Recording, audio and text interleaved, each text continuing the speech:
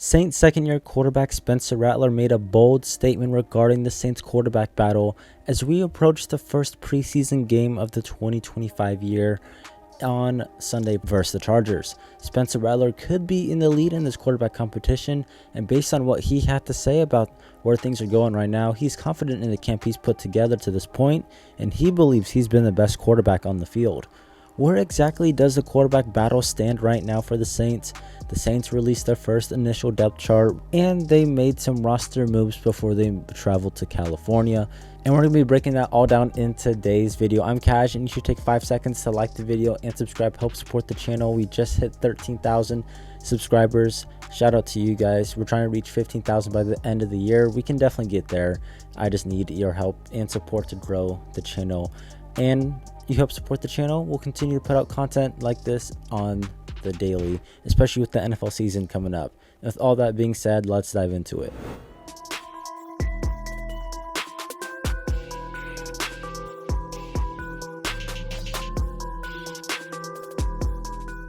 Spencer Rattler, along with the other quarterbacks for the New Orleans Saints, including Jake Haener and Tyler Shuck, did an interview with Yahoo Sports. And all three guys were asked questions about the quarterback battle, where things stand, how they feel about their camp so far. But the biggest takeaway is what Spencer Rattler had to say about his camp to this point and what he believes is going on in the Saints quarterback battle. Yahoo Sports put out this tweet and quote from the article. Spencer Rattler believes he's been the best quarterback in Saints training camp so far. The quote was, "I feel throughout this camp, I've been the best quarterback on the field," Spencer Rattler told Yahoo Sports' Jory Epstein on the Saints quarterback battle. A lot of confidence from Spencer Rattler, and that's a mentality that I personally like to see from one of the guys in this quarterback battle, to have the confidence to say that. And I do believe that he has been the best quarterback throughout this camp on the field. I think he's definitely had the best camp of all the quarterbacks, but that obviously could change in these preseason games, which are going to matter the most in terms of the coaching staff and who they're going to name the starter for week 1 versus the Arizona Cardinals. Spencer Rattler talked a little bit about his 2024 rookie season and how that's definitely helped him grow in terms of developing into the quarterback that he is right now and where things are going for this camp. Getting thrown into the fire way earlier than expected last year woke me up, Spencer Rattler told Yahoo Sports. He grew a lot and he feels a lot more decisive now and just feels like he can use his legs a lot more, and that's an advantage to him, especially in today's modern NFL. And he definitely does seem more decisive. He definitely seems to be getting the ball a lot faster, going through the reads and progressions a lot easier, and then he wants to play his style of gameplay more freely, and that's part of Spencer Rattler and what he's wanting to do in this upcoming year if he wins the starting quarterback battle. He also talked a little bit about the Saints offensive scheme under Kellen Moore. He said it's definitely a faster play with some swagger, some tempo compared to last year's offensive coordinator Clint Kubiak and his Kyle Shanahan scheme. Just get the ball out like a point guard to the playmakers like Olave Shaheed, Alvin Kamara, Juwan Johnson, if you want to mention him. I don't know if you consider him a playmaker. And then he also says they got plenty of them. Spencer Rattler down here mentions that he wasn't phased at all when the Saints selected Tyler Shuck with the 40th overall pick. And we did a video about this back in like May or something. He said he wasn't phased at all. He was expecting the team to do that, knowing that Derek Carr was going to retire. But he mentions that he knows what he brings to the table, saying that he's confident in what he can do at this competition and at his position in this quarterback battle. And he feels like the competition and them trying to bring someone in to replace him and beat him out brings the best out of him as a competitor. And he feels like throughout this entire camp, he's been the best quarterback on the field, and I don't think anybody can argue with that. So he just wants to keep going and showing the team, keep showing the guys, keep showing the coaches that he wants to be the guy and that he can be the guy for the Saints at the quarterback position. So Spencer Rattler is very confident in the camp he's put together so far, and I think it's very easy to say that Spencer Rattler right now, if you had to play a game tomorrow and you're trying to win it, Spencer Rattler is the guy that you would be starting, and he's definitely in the lead in this quarterback competition.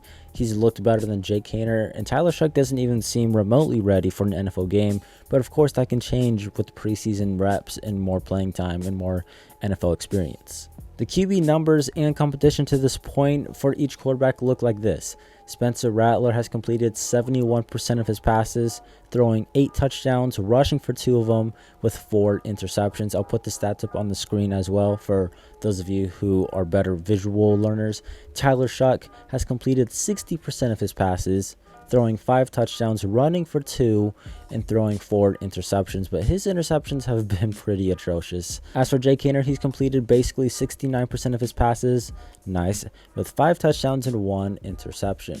Now, obviously, context matters. Spencer Rattler has worked the most with the first-team offense, but has also gone against the first-team defense the most out of all the quarterbacks. Tyler Shuck has worked the most with the second-team offense, going against the second-team defense. Haener with the threes going against the third-team defense.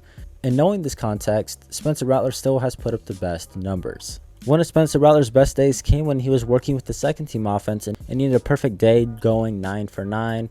He's definitely had the best camp. He definitely looks the most NFL ready of all these quarterbacks.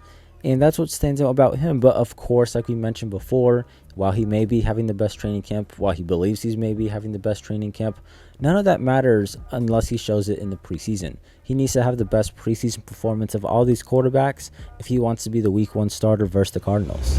The Saints released their first unofficial depth chart on Tuesday.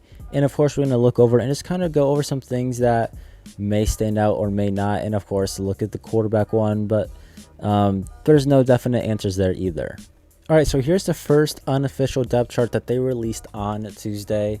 Nothing surprising here. You got Chris Olave at number 1, wide receiver, Banks, Penning, McCoy, Ruiz, Fuaga. Nothing surprising on the offensive line. Juwan starting tight end. Nothing surprising there. Cooks and Shaheed, number 2 and number 3 receiver. Nothing shocking there. And at starting quarterback, we got Spencer Rattler or Tyler Shuck or Jake Haener, which I've never seen 2 ors on a depth chart before. Last year, everyone was flipping out because they had Jake Haener or Spencer Rattler in terms of the quarterback 2 behind Derek Carr going into week 1. But the Saints are not giving or tipping their hand in terms of who they have in the lead in this quarterback competition. The coaches have said no one's in the lead. There's no number 1 guy right now. The preseason games are going to have a huge indicator of that, as they should. And I don't know what else to say about this. Rattler being number 1 is interesting, the first name, but that might just be because that's how they started off, like training camp and LTAs and minicamp. Shuck, 2nd round pick, and Jake Haener 3s. This is just how the rotation's been. But they're not tipping their hat of who they believe is going to be this quarterback competition winner. Running back, no surprises really there. Alvin Kamara is, of course, number 1. Kendra Miller's running back 2, which is rather interesting. He's been able to stay healthy. Hopefully he can stay healthy through these preseason games, but he's definitely the 2nd most talented running back on the roster. Cam Akers at 3 is interesting. It doesn't feel like there's been a whole lot about him. It feels like Clyde Edwards-Helaire had a better camp than Cam Akers. Velus Jones, I feel like, has had a better camp than Cam Akers. Devin Neal, the rookie, all the way back here, and he's hurt. He's going to miss some preseason games. That's going to hurt his stock. And Marcus Yarn's the undrafted guys back here. The tight end depth chart is absolutely disgusting. Jack Stoll is their number 2 tight end. It's a big yikes. Jacobson, Welch, Seth Green was cut. We'll go over those roster moves shortly that they made yesterday. And Taysom and Foster are injured. Let's see, receivers. Bub Means back up right there. Mason Tipton behind Shaheed. Yeah, nothing surprising, I guess, from here on out. For the defense, they got Cam Jordan as a starter. That's rather surprising. Feels like they should have Chase Young right there. They got Carl Granderson or Chase Young. Put Chase Young right there. Granderson here. I did find it rather surprising that they got Jasheem Davis, an undrafted guy, further along on the edge rusher on this side than Fiddle Diggs, their 7th round pick. Just something to keep in mind, I think, for sure. Foskey is right there. I think Davis and Diggs might be beating out Foskey if he can't do anything, which he hasn't done through this point in training camp or throughout any games ever. Vernon Broughton, their 3rd round pick, is at the end back here with an undrafted guy. That's not what you want to see. Hopefully he can step it up. Danny Stutzman being linebacker 3 behind Jackson and DeMario is pretty crazy. But it might just be like a rookie thing. Like they want to see it in a game. It's kind of based on seniority a little bit. They got Julian Blackman as a starting safety opposite of Justin Reed, which is interesting. Alante and Kool-Aid are starting with Isaac Yiadom. So right now Yiadom's a starter. Obviously that could change. And down here at special teams, it's insane they got 3 punters. It's insane they got 3 punters. But Hayball's in the lead. Groupie, I think, has definitely won the kicker battle. And Shahid's returner. So this is the first initial depth chart for the Saints. Nothing like insanely outrageous because it is the first one. A lot of the rookies are going to be towards the further back end of this. But or at quarterback position, I think, is the biggest takeaway right here. And then the Saints also made some roster moves on Tuesday before they fly out to California on Wednesday today. They waived tight end Seth Green, the guy who they signed from the UFL. He had a pretty rough camp, had a rough dropped touchdown from Tyler Shuck. He is the guy who I was looking forward to seeing a little bit, but they waived him. And in return, the corresponding move that they made, they signed tight end Mason Pline off waivers from the San Francisco 49ers. Now, a little bit about this guy. His college stats are basketball stats at Ferris State, 20 games, 7.4 points per game, 6'8", 230. And then he did play some college football as well, played 1 year at Furman. 2023 caught 32 passes for 287 yards and 4 touchdowns in 2023, playing 13 games. And him mainly being a basketball player, 6'8", sounds a little bit familiar to Jimmy Graham, if I'm being honest. Mason Pline was undrafted and signed with the 49ers in May of 2024, and then he would spend the entire 2024 season on the 49ers practice squad. Last preseason, though, he played 15 special team snaps and 14 offensive snaps, so he didn't really get a whole lot of playing time in last year's preseason for the 49ers. And chances are he might not get a whole lot of playing time with the Saints during this preseason because he's signing now, won't play Sunday, and he's going to have to play catch up in order to get onto the field for the other 2 preseason games. And of course, we're going to show some highlights of the newly signed tight end for the Saints, Mason Pline. We only got like 2 or 3 clips, but there's some good ones. Here's a nice little touchdown. I believe this was his first one of his college career. Nice down the seam, high point pass, touchdown, pretty open. This one's a really nice one right here. Guys, nice little play action. He's out here blocking, getting pressed a little bit, and goes up and makes a really nice play and tight coverage on the outside shoulder. Really nice pass and catch. And then here's just a nice little 12-yard over the middle play for Mason Pline at the tight end position.